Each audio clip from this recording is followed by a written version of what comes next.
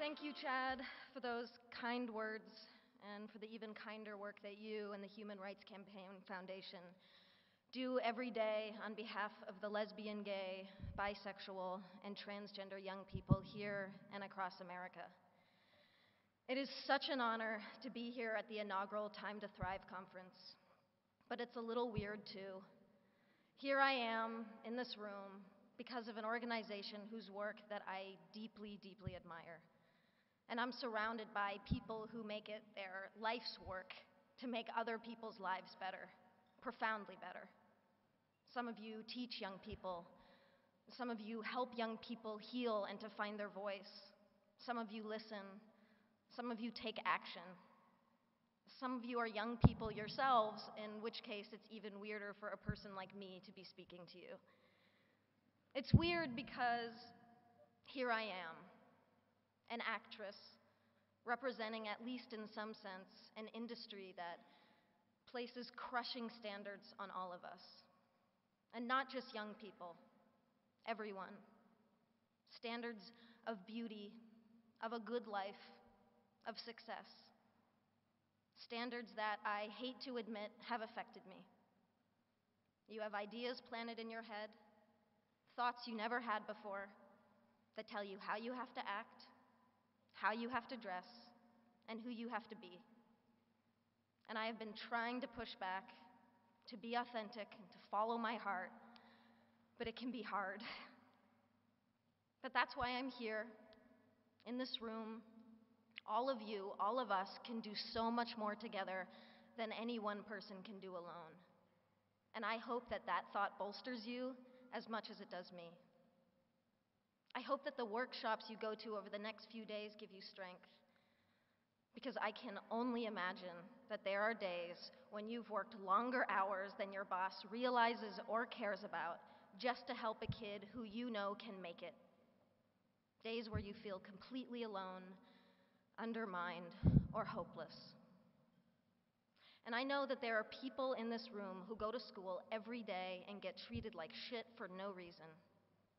Or you go home and you feel like you can't tell your parents the whole truth about yourself.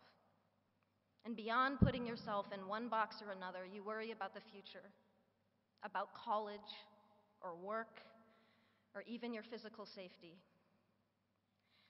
And trying to create that mental picture of your life, of what on earth is going to happen to you, can crush you a little bit every day.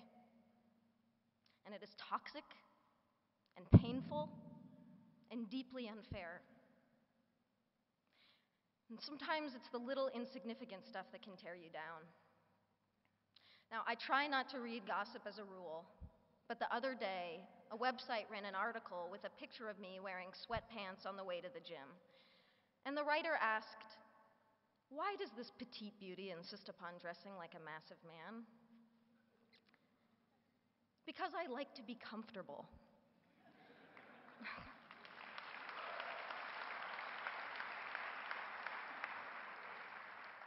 There are pervasive stereotypes about masculinity and femininity that define how we're all supposed to act, dress, and speak, and they serve no one. Anyone who defies these so-called norms becomes worthy of comment and scrutiny, and the LGBT community knows this all too well. Yet there is courage all around us. The football hero, Michael Sam, the actress, Laverne Cox, the musicians, Tegan and Sarah Quinn, the family that supports their daughter or son who has come out. And there is courage in this room, all of you. And I'm inspired to be in this room because every single one of you is here for the same reason. You're here because you've adopted as a core motivation the simple fact that this world would be a whole lot better if we just made an effort to be less horrible to one another.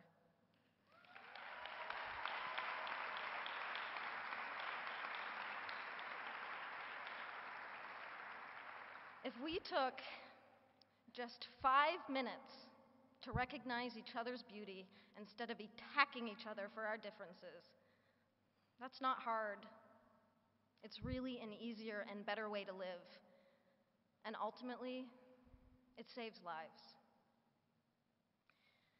Then again, it can be the hardest thing.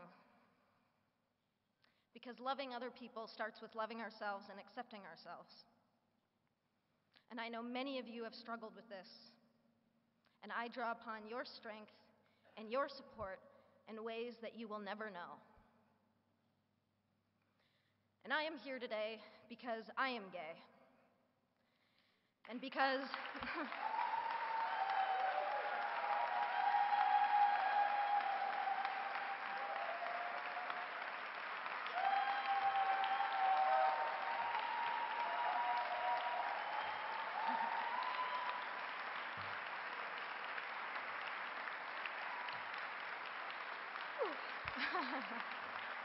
thank you.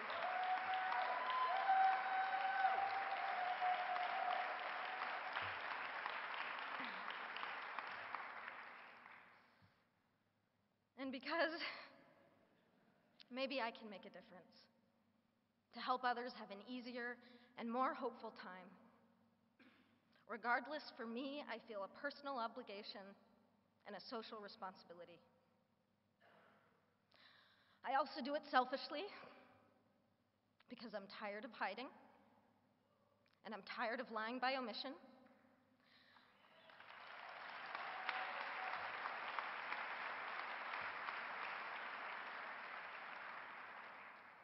I suffered for years because I was scared to be out.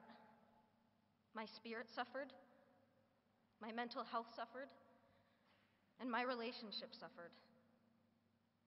And I'm standing here today with all of you on the other side of that pain. And I am young, yes.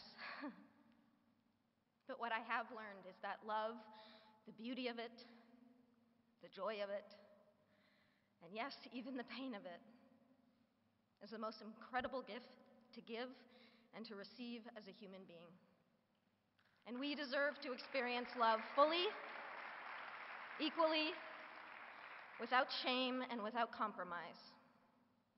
There are too many kids out there suffering from bullying, rejection, or simply being mistreated because of who they are.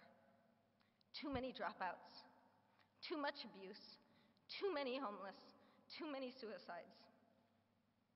You can change that, and you are changing it. But you never needed me to tell you that.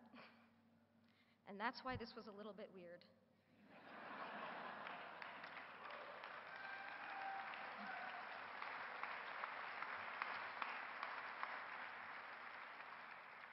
The only thing that I can really say is what I'm building up to, is what I have been building up to for the past 5 minutes. Thank you. Thank you for inspiring me. Thank you for giving me hope. And please keep changing the world for people like me. Happy Valentine's Day. I love you.